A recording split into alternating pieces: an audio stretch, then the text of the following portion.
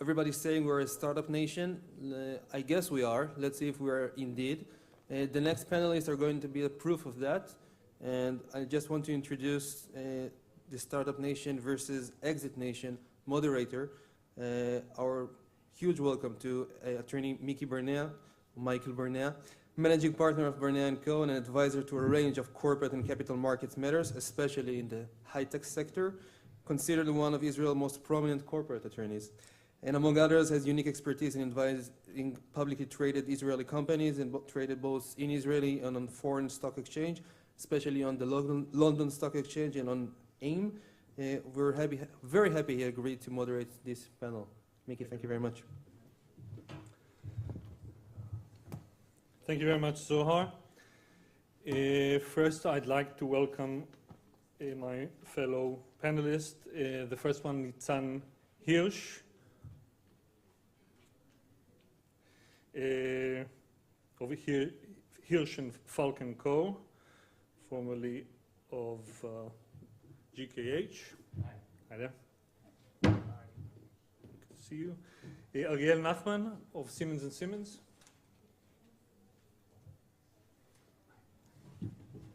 Ariel heads the Israeli desk of Simmons & Simmons. He spends his time between Tel Aviv, Milan, and London, has extensive experience in assisting tech companies with M&A financing, joint ventures, and general legal advice. Gideon Rosenberg of Mellanox. Hi, Gideon. Gideon is VP Legal Affairs at Mellanox Technologies. He's responsible for managing the legal department of the company and providing legal support to all the worldwide needs of the company. Prior to joining Mellanox, Gideon served as chief counsel at McKesson Technologies in Georgia, USA, and before that, he was general counsel at Medcon, which was acquired by McKesson. Nimrod Rosenblum of ERM. Nimrod is the founding partner of head of corporate at ERM. Prior to founding ERM, he was an associate at the corporate department of Freshfields, Brookhouse, and Derringer in London. His practice is focused on cross-border M&A. Shai Baranov of Zisman Aroney Geyer. Shai is head of the international department of ZAG SW Israel office. He joined the firm in 1998. He's a senior member of the firm's U.S.-Israeli Securities and Corporate Finance Practice Group, and between 2006 and 2013, he worked at their Boston office. And last but not least, Yael Biran of Mintz Levin. Yael manages Mintz Levin's liaison office in Israel and leads the firm's Israel business group, which is focused on supporting Israeli clients in their international business needs. Yael spent 7 years in Mintz Levin's Boston office before returning to Israel in 2007 to open the liaison office in Herzliya. We'll try, we appreciate this is the final panel and people are tired, so we'll try to keep it as lively as we can. Our panel today is focused on the legal aspect of the Israeli high-tech sector. I don't think there's any other segment of the Israeli economy or even Israeli society that had such a profound impact on the Israeli commercial legal practice in the last decades. The evolution of the Israeli high-tech sector since the early 1990s is mirrored in the development of the Israeli legal practice. We live now in an age where Israeli high-tech is well established with over 250 R&D centers of international companies, many of whom were opened following acquisition of Israeli tech companies. We have a steady flow of Israeli companies joining NASDAQ and other international financial markets. And we have a healthy crop of Israeli tech companies reaching maturity in a broad scope of areas: medical devices, life sciences, hardware, online applications, just to name a few. In parallel, we have a strong legal community trained and qualified in international standards, offering a full scope of legal services required to service the local tech companies going overseas and provide international companies with the local support when they come over to Israel to acquire or develop a local foothold. However, the scene was very different just shy of 20 years ago. I've been involved in high-tech and legal work for more than 20 years. Each one can have his own milestone. Mine is the 5th of November 1995. a day after the assassination of Prime Minister Yitzhak Rabin, the first Israeli technology conference, Robertson Stevens conference, was held at the Hilton Hotel just a few hundred meters up the street. Israel high-tech was a fledgling at the time. I remember the first demonstration of voice over IP communication. Making joint venture investment was witchcraft known to just a few, and the largest law firm in Israel was just over 30 lawyers. We have gone a long way since then. We crossed the burst of the bubble, the optical switching craze, the Lehman crisis, all of this are behind us. And the Israeli law firms and the local legal market has also developed. I venture to say that had it not been for the Israeli high-tech, perhaps today's conference would not have happened and would not have been relevant. Israeli high-tech fuels Israeli economy and the international interest in our small country, hence the startup nation. But where do we go from here? I have a few questions to our panelists. The way I propose to do is I'll ask and direct each question to a couple of panelists who can answer. If anybody else wants to add, please be my guest. So the first question is, what's new in Startup Nation? And if Ariel and Yael could address this. And the question is, within the high-tech sector, which segments are most active in your view? Medical devices, life sciences, fintech, online?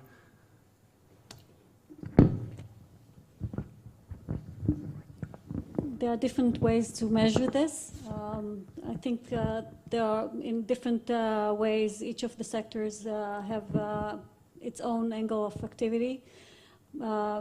Going forward or looking a bit into the future, it seems that if I may, there are several trends that seem to be dominating the future, and that are merging into one aspect. I think that the internet is dominating the activity here. For many years, there's a lot to be said about medical devices and biotech and clean tech, what have you. But if I need to look into the future and to see what's coming down the pike, it's the connectivity between these sectors and the internet that is making the future so exciting, whether it's digital health that will connect medical devices and healthcare through the internet in different ways, whether it's energy efficiency and managing these aspects via the web. And on top of all of this, what is really important to allow this trend to really develop big time, and is already happening right now in the market, is cybersecurity. It really is a clear, immediate need that will just grow. I definitely agree with what Yael said. If we look at the last year, essentially the main sectors were dominant in the Israeli high-tech were, first of all, software. I say software will remain big. It was around 49% of the chunk of the activity. Then you had life science. Life sciences were around 22%. Life science has been a young industry if you put aside the pharma companies like Teva, medical devices. Some of these companies are rather young. It's a 10-year industry in Israel, and I think that industry will continue to grow. If you look at internet, which has been a growing industry, I think here I completely agree with what Yael said. Internet will continue to be dominant. What is known as the Internet of Things will become more and more of an important sector. By 2020, there will be 30 billion devices connected worldwide. So I think the connectivity, the efficiency, the lack of disruption, all of these will all interconnect, and I think interconnectivity of devices and solutions will definitely be a big issue, and I totally agree with what Yael mentioned. I think the trend of clean tech, which although being a small chunk of the activity in the Israeli technology market, will continue to grow, and although it's been like 6% last year, it is considered to be one of the most leading in the world. So there will be seeing growth. I think a sector that would actually maybe remaining rather where it is, or maybe even slowing down, will be semiconductors. So much has been already done, and I think that part of the market has been saturated. So I don't expect we'll be seeing much growth there. Okay, great. Do any of you think that in this context, the shift from one area of focus to the other is also affected by the speed in which you can get to an exit? Because we are talking about the move to exit nation. So is it the fact that people are shifting towards more internet, which is by definition faster to get to an exit? Is this having an influence? Is it chicken and egg or?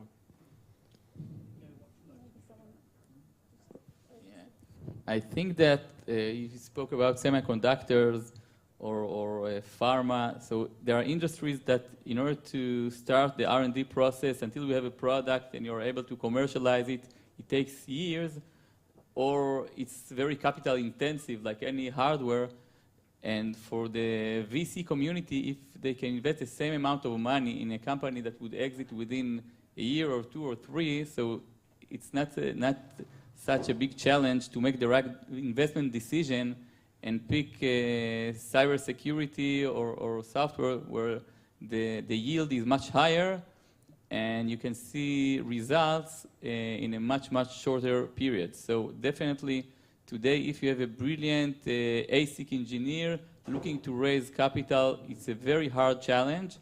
You can knock on many doors and get zero funding, while you have a very young person with cybersecurity stuff, and for them it's very hard, sometimes almost impossible not to raise, because you got from the right unit in the army, you have some experience, and then you can very easy raise millions of dollars and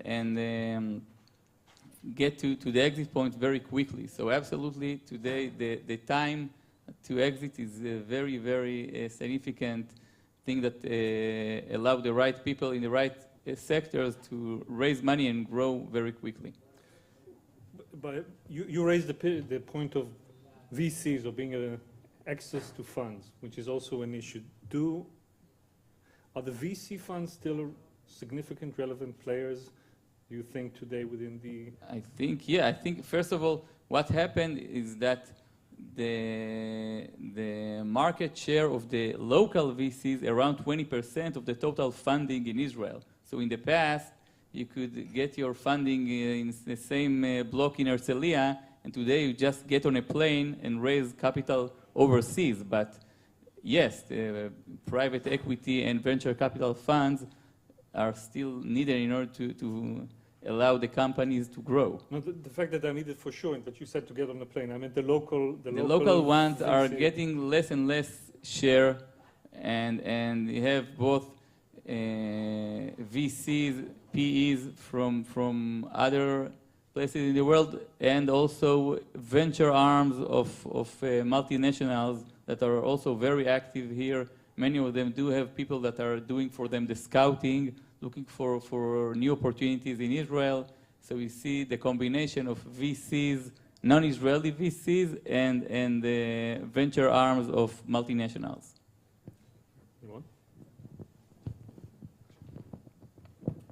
I totally agree with Nitzan. I think that there are two maybe phenomena which threaten Israeli VC industry. One of them is international money, because a flight to San Francisco is not as expensive as it used to be, or not as long as it used to be.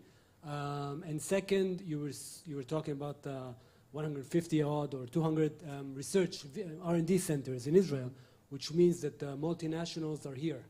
So basically they're here, and sometimes they have some spare money they can spend on investing in companies, and they do that. And it's very smart money, and it's very difficult, I think, for a young company to say no to a Google or to an Apple if they want to invest in them, or to a Vodafone or something like that. So I think that's the second threat. And just by way of anecdote, a few months ago, I was representing a client that wanted to invest in a company represented by Nitzan, and basically his client got apparently good advice, because they got better money in California, and they went for that. And apparently that's part of the game today. The world is global, opportunities are there, money is shifted globally quite easily.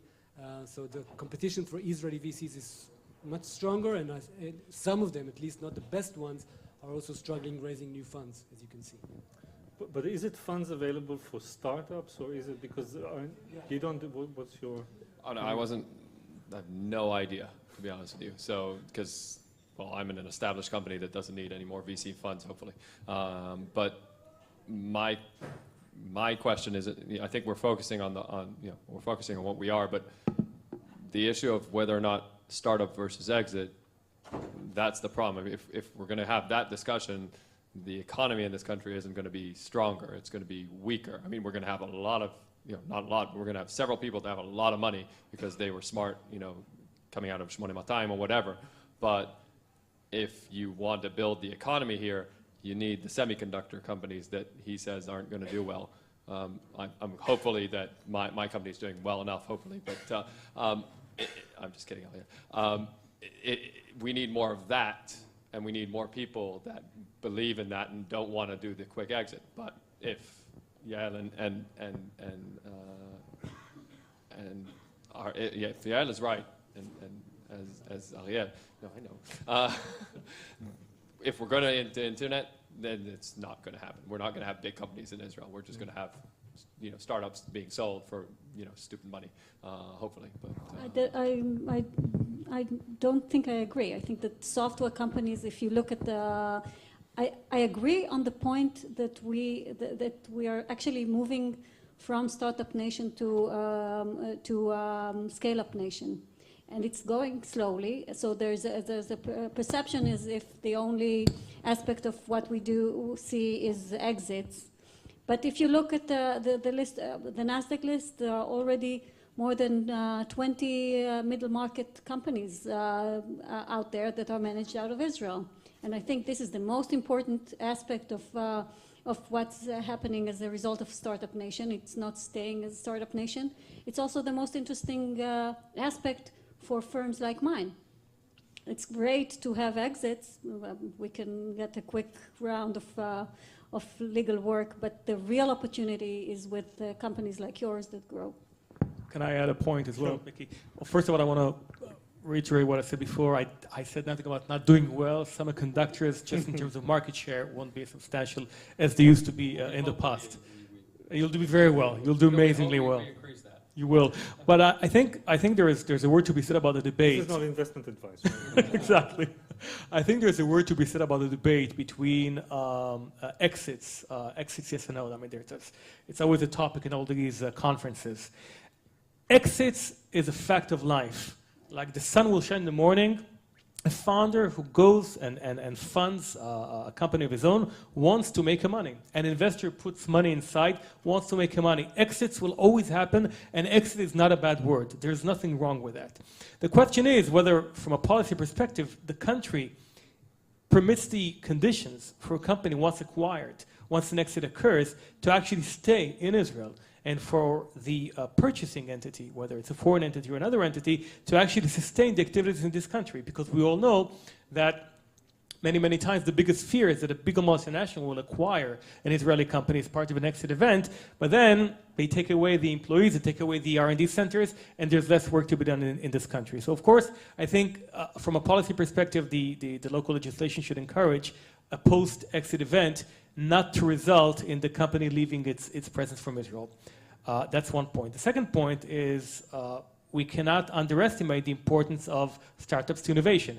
This country has 4,800 startup companies, but unfortunately, these companies make a contribution to the GDP, which is around 1 billion. However, the companies that sell more than 50 million, they make a contribution of something like 17 billion to the economy. So definitely I agree, we need to find a way to sustain more and more companies like your company, Gideon, that would bring more places, more working places to people and would sustain and survive exit events. Great. So one second, I want to move because we are, after all, we are legal professionals and we're not, we are bystanders in the, sitting on the, some of more central roles, some of less, but I want to talk a little bit about the effect of startup nations on the Israeli legal scene.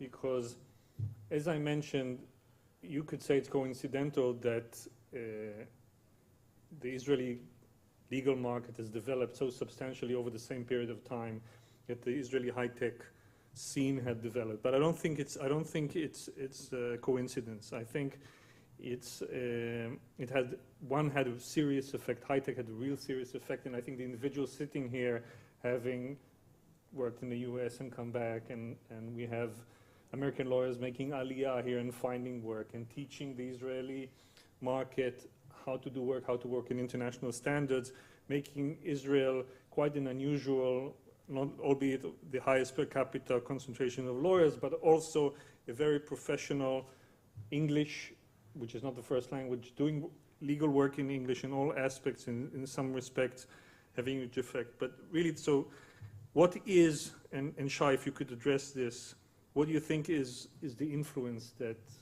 Startup Nation had on Startup Legal? Okay, so when I joined our office in '98, I had Chamesh Yechidot. I had the most basic English around. And the first client I worked with, and back in '98, you could have either Hebrew or English on your computer, and he had English. So he told me, well, get used to it. You're going to start writing and reading and corresponding in English.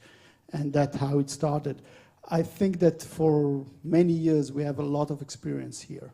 What has been the trend that I've seen is that stuff that used to be a very high-end, like representing companies in M&A or investments, either on the VC side or on the company side, used to be a very unique expertise, and now I believe that at least certain aspects of it are becoming a commodity. I think in this respect we're very close to the US. For many years I hear Israeli attorneys argue a lot about Delaware law, and with a lot of persuasion, by the way. They really believe in what they say, although clearly they're not qualified to practice in Delaware or to opine on Delaware stuff, but they are going to tell you exactly what the Delaware counsel is going to write in his opinion. They feel very confident about it. Other stuff, it's very hard to bridge the gap. In terms of IPOs, when you're going on NASDAQ, you still have a big role for the US counsel, a huge role.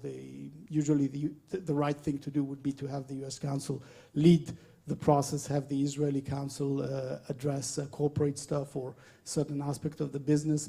But generally speaking, there I don't think it's so easy to bridge the gap, although there is a lot of experience in Israel about that.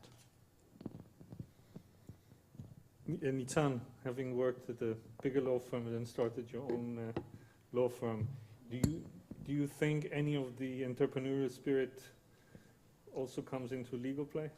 Maybe. All my life I've been working with entrepreneurs, so maybe the spirit influenced me in a way.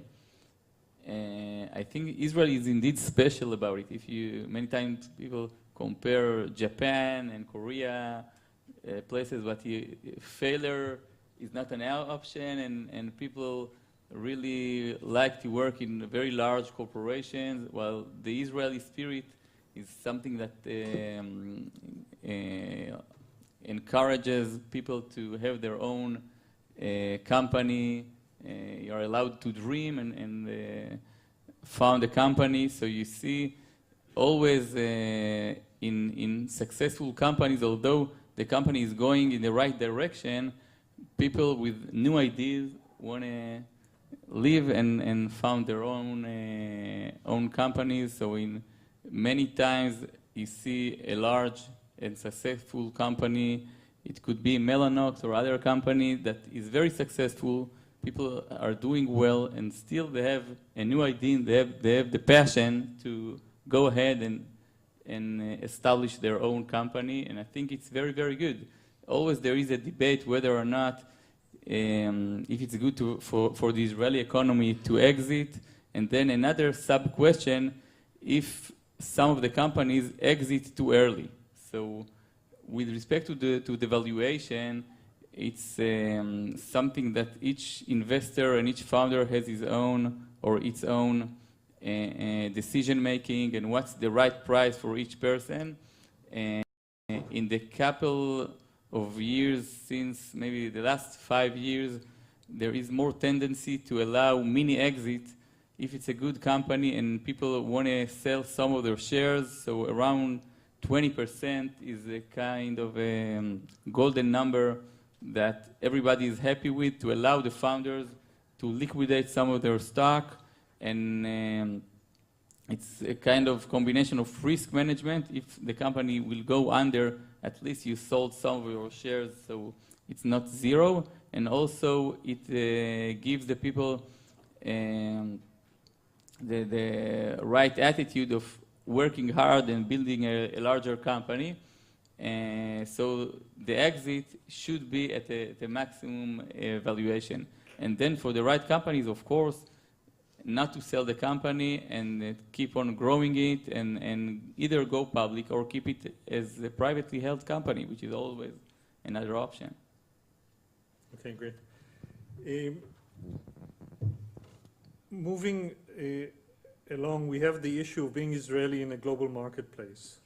And there's always the Israeli question, how are the geopolitical developments of this year, and primarily the Gaza conflict, are affecting the industry, the high-tech industry and the legal work that we see. And maybe, Gideon, if you can give us a view from the inside first. So I think, Mellanox, like any other company, is affected by anything that happens around the world. But when you're a global player, you're not affected simply because there's an operation in Gaza. You're affected because you're from Israel, and it doesn't change because of the operation in Gaza. But, everybody's already found a way around it, right? You stick a sticker that says made in the US and everybody's happy. So we are affected by the global trends. So if there's a down, if less data centers are being built, that affects Mellanox. Our main business isn't in Israel, so we don't really get affected by that. And our clients are worried. They call up and they say, hey, what's happening? Planes can't fly to Israel. That worries them, obviously. Mm-hmm. But if you build your operations correctly, you can just say, we've shipped all our products out of Israel, which is what we did. We the minute everything started going sideways, we took a decision. We shipped a whole bunch of our products out of the country so that they're in their warehouses that they were supposed to get there anyway. We just expedited it, and that was it. And all our customers were happy. I think on the legal side of things, we don't see any real impact. I don't get questions about this ever, really. People I think it's a non-issue for most high-tech clients of ours. They don't care anymore. They just want good product. They don't really care where it comes from. So, stick a sticker and be fine. Nimrod? I think that maybe we have to distinguish between emotion, which of course being Israeli in this world is not pleasant. I guess in the US it's always pleasant. In some parts of Europe it's less pleasant at times. But I think that in the business world it's less apparent, or at least based on my own personal experience. I don't think that, I'm not aware of any contract or any deal or any M&A transaction that has been called off because of the situation. And I think that maybe I have two comments of two things that I've seen about Israeli clients. One is that Israeli clients adapt and find very good solutions for everything. It's like putting a sticker on a product saying made in USA, or establishing a company in the Netherlands and selling through it to Dubai. But we know all these methods, and people do that, and people trade, and people do business, and which is a very good thing to say about the economy. We adapt. And second, I think it's weird to say, but if the geopolitical situation were as in Switzerland, and the economy would have done as well, people would say, okay, it's easy. But I think because we have such a turbulent country, and everyone reads about it in the news, and still the economy does so well, I think people really think of Israelis as people who are tougher in a way, or as people who are, you could do business with them because they will deliver. And I remember I was still in London during the second Lebanon war in 2006, and everyone was just, it was scary because missiles were shot all over the country. And then Warren Buffett bought Iskar, just around that time, and I think that that was really a sign for everyone. And I think that after that, the FT published like a special supplement about the Israeli economy, and that was something that if Warren Buffett is willing to put $5 billion of his own money, basically that he manages, into Israel at such time, that's a very good thing to say about the country. Yeah, you're working for an international law firm. You have to be, you're holding the Israeli flag, if you'd like, in the liaison office. How does it feel in difficult times? I tend to agree with what was said so far, but I would like to warn ourselves that it's not necessarily a sure thing that it will continue this way. And the trend may reverse. And we are starting to see these signs, even in the United States. There's a growing pressure to boycott Israel. And we are, the Startup Nation, the book was a great, served a great service to Israel, but also focused our opponents on our economy as one of the main success stories of ours, and they are trying to attack that directly. So if we will continue to ignore that aspect, we'll eventually start to suffer on that end. So we can't assume that this is completely isolated of the political context. Ariel, from your experience in a more European... Actually, I think for good or for bad, Israel has managed to create a separation between politics and economics. And we've seen that even though there have been missiles flying all over the country, usually the stock market went well and business went well. I think the point in time in which we would really see a crunch is basically when Ben Gurion shuts down. I think that has been debated and will be debated always as the dramatic point in which local international managers will flee the country, in which people won't be able to come to the country. So I think our tolerance level has arrived actually to a very advanced point. And until that point, I think business will be transacted well, and will continue to be transacted indirectly. So I think actually this market is a market that can sustain limited conflicts in a very good way. Okay, we don't have that much time. I think the two more topics I'd like to quickly touch upon, and one is what are the current trends in high-tech exit transactions? What have you seen in the last year that, and Nimrod, if you can address that, and Nitzan as well. I think one trend is that unfortunately none of our companies exited last year, but we're working on that. But there have been some very impressive exits, I think, in the Israeli market. And going forward, I think that there is a steady stream of acquisitions by the multinationals and the Googles and the Apples. They have tremendous amounts of cash outside the U.S., which they can't bring back home without paying tax, and they might as well spend it on buying, hopefully, Israeli technology. I think that's one trend. I think that another trend that yesterday I had a conversation about is just IPOs or pre-IPOs, private placements, which is something that we see these days. And yesterday I heard statistics which I wasn't aware of, is that in the first 6 months of 2014, if you're looking at like big IPOs in the US, like over $1 billion. So of course, not many of them, unfortunately, are Israeli, one, Mobileye.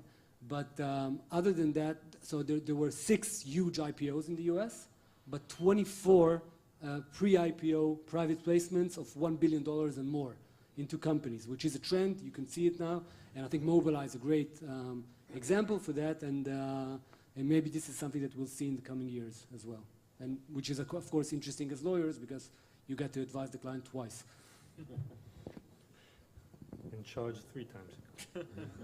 Okay, so the Mobileye deal, so I served as the Israeli Underwriters Council, so it's related to your previous issue. It was in the middle of the war, missiles flying over. We had sirens during the closing of the transaction, like the last 2 weeks, all the times. We just muted the line when the siren was on in order to keep everything calm and say, it's nothing, we're in a safe place. So I think we always lie about it. It's a part of being Zionist. It's nothing, just a small missile. no big deal. We are tough because we lived here and we grew here, so it's not a big deal. But for non-Israelis, they not always take it in such a light and casual way. I think the trend of working harder and building a bigger company and a more mature company is the right one. And you see in many companies that had the opportunity or more than one opportunity to exit, and they waited until they were mature enough, they got to the right stage, and Mobilize is a very good example for it. And so we see many other companies that they have been planning for a couple of years their U.S. public offering, and either had a mezzanine deal before, or they just didn't have to because they had sufficient funds to operate. So you see many combinations of either mezzanine or pre-IPO transaction or secondary funds that in an organized manner buy some stake before, because if people don't have the patience to wait until the IPO, and the company is interesting enough, so many secondary funds are looking for stock before the IPO, so there's more flexibility. Like what happened in the US with Facebook, that there was a large secondary market. So also in Israel, you could see it in companies like Conduit and others.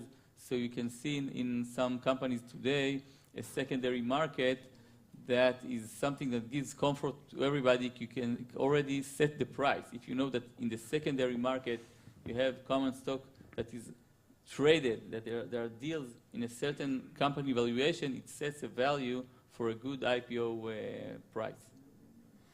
Okay, and since we've mentioned IPOs, and there's been a real trend of Israeli IPOs, Mobilize, one of them going overseas, I think as a closing subject, I would like to discuss the issue of corporate governance of Israeli companies registered for trading overseas. These companies it's more of a legal issue, but I think it's a very interesting one. They're governed in certain respect by Israeli corporate governance rules, which are dictated by the Israeli companies law, and they also have to live with their local corporate governance. Gideon will give us obviously his viewpoint and the experience they've had, but also Shai, if you could give us your thoughts perhaps. Okay, so I practiced in our Boston office for 8 years, and when I moved back to Israel a year and a half ago and started hearing horror stories about Israeli companies that are traded on the Tel Aviv Stock Exchange and how quickly they need to react, I was scared. I don't know how can you send out an immediate report so quickly, you know, and how come that the Israeli SEC calls you? I couldn't. It didn't make sense to me that somebody from the Israeli security authority will call an attorney and ask him what's going on with this or what's going on with that, or why did you write this or wrote that. So the little secret is that for being a foreign private issuer, it's relatively very easy. It's much easier than being traded only on the Tel Aviv Stock Exchange. And it's easier than being a domestic filer and being subject to 10Qs and 8Ks and immediate reports and Section 16 reporting, which is you need to do it very, very quickly. And you're very, very exposed to the public. Israeli executives tend to be very, just as an example of one step backwards, IPO is not an exit, at least not in my mind. Usually, you don't meet the money at the IPO. You need to wait a long time, and sometimes really, really long time until you see the money come your way, even if you cash out on the way. Israeli executives tend to be very, very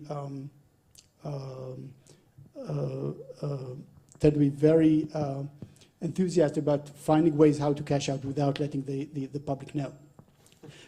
And in this respect, by the way, being a foreign private user, sometimes you have some loopholes that you can get around them and do something on that, which you can't do if you are traded in Tel Aviv, as far as I know, or you were a domestic issuer.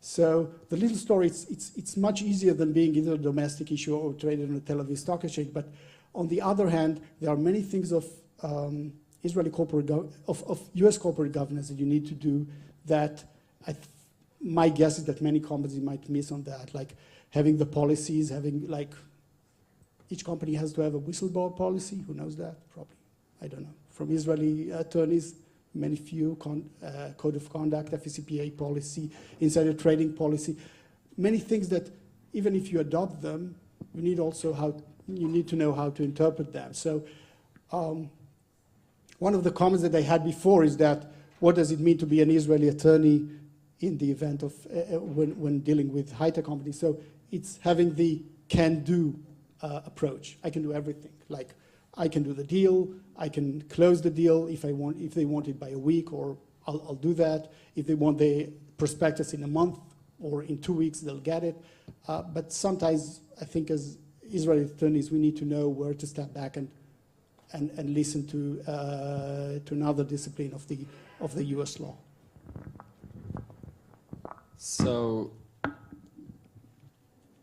in the corporate governance arena, when you're an Israeli company and you're traded on NASDAQ, and we, for some reason, decided to become, a grown-up company, and so we're filing 10Qs and 8Ks and all that fun, and we have Section 16 officers.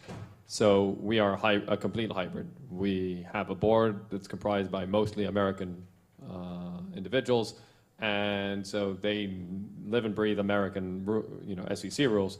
And everything that comes from Israel is just, for lack of a better word, Chinese. So it's challenging, and the regulator in Israel isn't making our lives any easier.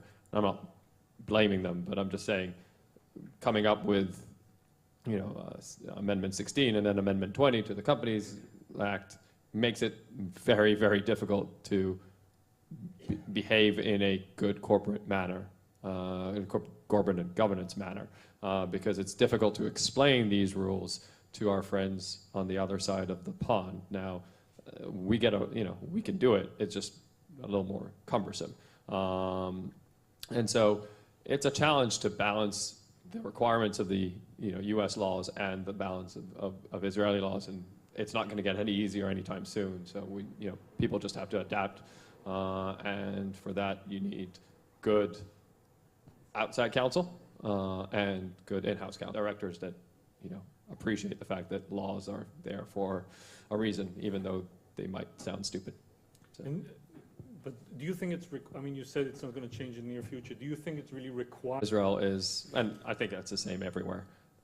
You overcompensate for certain events. So in Israel, most of the legislation, at least that I can tell, comes because there's a major shareholder. Right, a controlling shareholder that does whatever they want with the company. And so the minority shareholders need protections. And that's why you have all these Amendment 16 and Amendment 20. But when you're a public company, a true public company, like Mellanox is listed on NASDAQ, when we don't have a major shareholder at all, and I think our largest one is at 12% or something like that, you don't need as many checks and balances. And so what I would have appreciated from the legislator would have been to make that judgment call and say, well, if you don't have a controlling shareholder, these rules don't apply to you. That's the smart move. Unfortunately, we're talking about a legislator, so less smart than what I would have liked. And I don't see it changing anytime soon. It's just going to get worse, if you ask me, if we ever have a legislator again. But eventually we'll have something. Because I think it was an enlightening discussion. I think it shows how close the legal practitioners in this area are to the actual industry, and the fact that it's very quickly you move from legal issues into the industry issues and back. So I think that's just an epitome of that. Thank you very much. Thank you very much.